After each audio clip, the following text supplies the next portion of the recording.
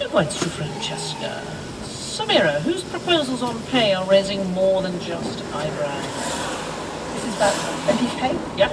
The independent body that was set up after MP's expenses to try and sort out the mess of the finances said we should raise their salaries by about 9%, which, given that public sector workers are only allowed to have a 1% rise, looks like quite a lot more. And bizarre in the situation where all these party leaders, like MP Band and David Cameron, coming out saying, no, we can't possibly take this when we don't need it. And then you find out that one of the reasons that they want to raise the salary is that they can then sweep away stuff like £15 a day for dinner if you stay up to 7:30. £30,000 resettlement, because obviously being an MP, it sort of takes you out of the real world. You need to be resettled, like you kind of landed on Earth. Do they really get £15 a day for dinner? Yeah, a non-alcoholic drink and a meal. That's obscene. You can't get a dinner for 15 But you just think you have all these people with private incomes, like David Cameron, who's a multi-billionaire, with George Osborne, or Zach Goldsmith, and they say, oh no, we don't need this salary rise. So you risk this other situation where no one will become an MP unless they have a private income, which is like, the bad old days that we don't want to return to. Yeah, but the important things, Mary, and no one's paying enough attention to this. By the time you've had 2 starters... Yeah. Right? What about BBC salaries? We should be doing that, really, shouldn't we? What was that payment that bloke had for his some money to just go away and keep quiet money? Why do you and I never get that? I've not had so much as a bourbon for free. Well, I'm sure if we had a whip round for Jeremy, we'd do all right, wouldn't we? I think Mark Thompson will go to prison, I hope so, because he's a rubbish DJ. Funny thing is, somebody like Mark Thompson, who made an absolute gentleman's reproductive organs of running the BBC, is hired by America to be president or something, or run Walmart, because Americans just think, oh, I love your British accent, why don't you come here and stuff? And like any flipping person who can handle a spoon suddenly ends up running America. And you just think, oh, you guys are you're really intelligent, I love the way you speak. And you just end up with Piers Morgan and man, who's that other one? Cary Grant, he's all right. Welcome to Ramblings from a Home. The Commons Expenses watchdog IPSA has proposed that MPs should receive a 9% pay increase from 2015, raising it to £74,000 a year. Nick Clegg pledged that he would refuse any pay increase. Ed Miliband then pledged that him and his MPs would refuse any pay increase. David Cameron is expected to say that him and his MPs will refuse any pay increase and then march naked through Downing Street, flagellating himself while giving away his belongings to passers-by. 2 points to Samira. Bob, who was at the very top of their game earlier this week? Is this tennis? Yes. Andy Murray won Wimbledon. 2 points, moving along.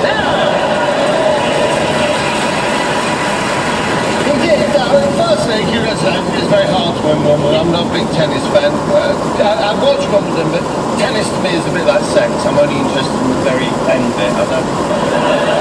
No, it takes a long time. What a gentleman you are.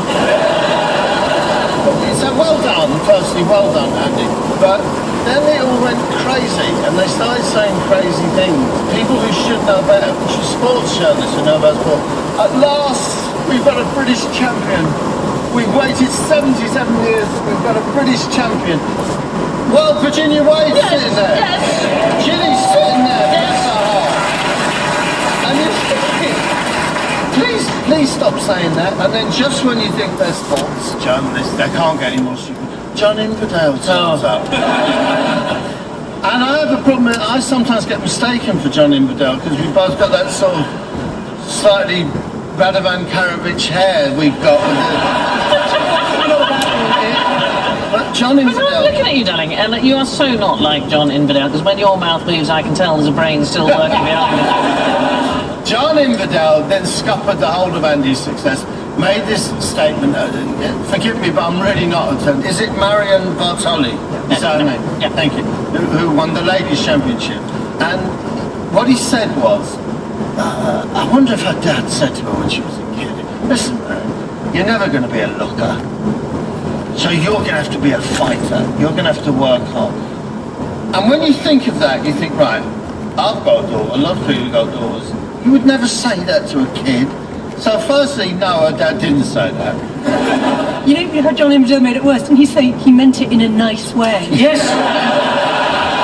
Inverdale apologised, calling his remarks ham-fisted. And what's got ham-fists? Oh, that's right, sexist pigs. Must be terrible though if you're not beautiful and you have to rely solely on the being able to play tennis part of the game because you've got none of those having blonde hair and standing around skills. Must be a nightmare. Isn't there that saying, if God had wanted women to be judged on their ability, he would have made them men? Oh, I love that. It is so superficial. I was thinking, God, what would John Inverdale say about me, she'll never be a walker. Actually, some of the reporting was breathtaking in the hyperbole. There was people said, years from now, people will ask, where were you when Andy Murray won Wimbledon? I thought, I don't know, but it's a question that will come to intensely annoy Abacatado.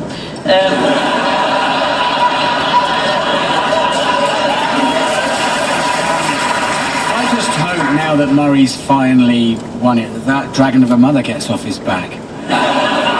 You say, all right, woman, you've got what you wanted. You've been living through this lad for years. You've got what you wanted. He's won Wimbledon. But is he happy? Because he doesn't look like he's happy. Have you ever thought about that? Yes, he scuttles between two poles. He's either got that kind of ugly triumphalism or maudlin self-pity, depending on how the bat and ball game is going that day.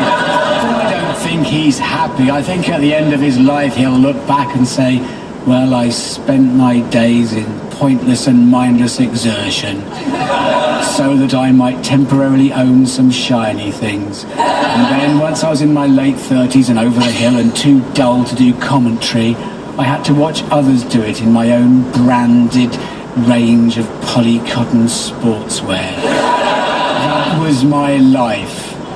I hope you find this wisdom useful. He left out the multi-millionaire part. Oh yeah, there's that nice bit about the money. Andy Murray became the first British men's Wimbledon champion for 77 years after beating world number one Novak Djokovic in straight sets. Murray won the match 6-4, 7-5, 6-4 in 3 hours and then went on to produce a personal best of 2 actual smiles. It was one of the toughest moments of my career, said Murray after enduring afternoon tea with David Cameron. At the end of round one, the scores are Jeremy and Francesca have got 4 points, but so too have Samira and Bob. We start round two with a cutting taken from the BBC Two digital listings page. A day in the NHS. The air ambulance crew rushed to the scene of an accident in London. Birmingham, a medical student, makes his 16th sperm donation. Contains upsetting scenes. Thanks to Terry Hazard for sending us that. Jeremy, who's getting all territorial over their deterrent? Oh, this will be Her Majesty's Trident. Trident is a 3-pointed nuclear weapon that lives in a submarine in Scotland. And it's very, very important because even though we are America's bitch, we pretend that we are in some way independent. We have a contingency plan, which is hugely expensive and we could get rid of it easily. But there is this idea that you need it. And of course the trouble is it's in Scotland and the SNP don't want it, so if Scotland goes independent then they can just fire it at us or get rid of it or sink it or scupper it or turn it into some art piece. So we're saying, the MOD is saying what we're going to do. If Scotland becomes independent, we'll have to have a little bit that we keep, like Guantanamo Bay in Cuba, and we'll just keep that bit. But if we scrap Trident, then Britain's defensive capability is basically Hadrian's Wall. And since the invention of the ladder, that's not the deterrent it once was. Yeah, but that was set up to defend us from Picts, angry Picts. And if Scotland goes independent, we will want them to get rid of Trident, because otherwise, one drunken Saturday night, a bunch of Glaswegians will nip down to Faz Lane, dip that thing in batter and fire it at us. Apparently it cost 20 billion to relocate Trident. That's based on the cost of sending it second-class post by a privatised Royal Mail. What I love about the government's attitude to nuclear deterrence is that at the moment it's in Faz Lane in Scotland. And as you quite rightly say, if the Scots do vote for independence, which is their right, we need to annex that little piece because it's going to take us a long time to move it. But eventually, fine, then we'll rent it for 10 years and then we will move it.